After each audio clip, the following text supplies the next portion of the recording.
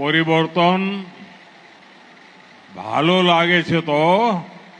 এই গরুগুলো 3 দিন খাওয়া দিতে পারছি না। এই মুহূর্তে গরুগুলোও মরবে এবং আমরা মরবো, আমাদের পরিবার মরবে। দড়ি নিয়ে ঘুরছেন কেন? ঘোড়ায় দড়ি দেওয়া ছাড়া আমাদের বিকল্প কোনো রাস্তা নেই। কুরবানি না করতে বলে মুসলমানরা জব্দ হয়ে যায়, আপনার কি মনে হয়? জব্দ আমরাই হচ্ছি।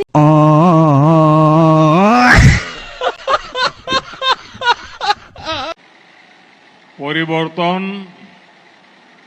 ভালো লাগেছে তো। আমার সঙ্গে আমার পরিবার মরবে। আমাদের হাতে বিষ তুলে দিক, আমরা বিষ খেয়ে মারা যাবো।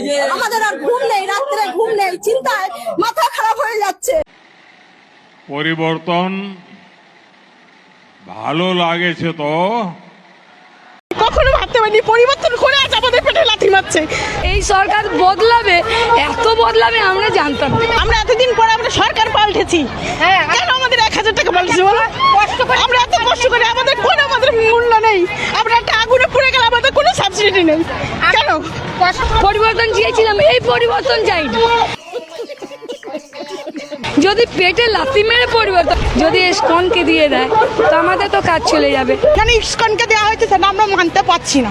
এই যে ডিম বললেন সরকার বন্ধ করে দেবেন, মাংস বন্ধ করে দেবেন, বাচ্চা এখনো বলছে দিদিমণি আমরা তো খেতে পারতাম না, স্কুলে এসে গোটা ডিম পেতাম, সে আমরা আর পাবো না। আমার তো মিড ডে মিলের উপরে সংসার চলে। আমার ইনকাম করার আর করে নেই। আমার স্বামী মারা গেছে, আমার আর কেউ নেই, আমার ছেলেও নেই। তাহলে আমার তো এর উপরে ইনকাম, তাহলে আমাদের যদি 1000 টাকা বাড়ে আমাদের কি করে চলবে? যেদিন ছোলা করে দিই, যেদিন রাজমা করে দিই, ওই দিন বাচ্চারা খাওয়া খায় না। যেদিন ভেজিটেবল সবজিগুলো করে দিই, ওই দিন বাচ্চারা খায়। তারপর আমরা মিড ডে মিল কর্মীরা যদি পেটে লাথি মারেন তো আমরা যাবো কোথায়? পরিবর্তন ভালো লাগেছে তো।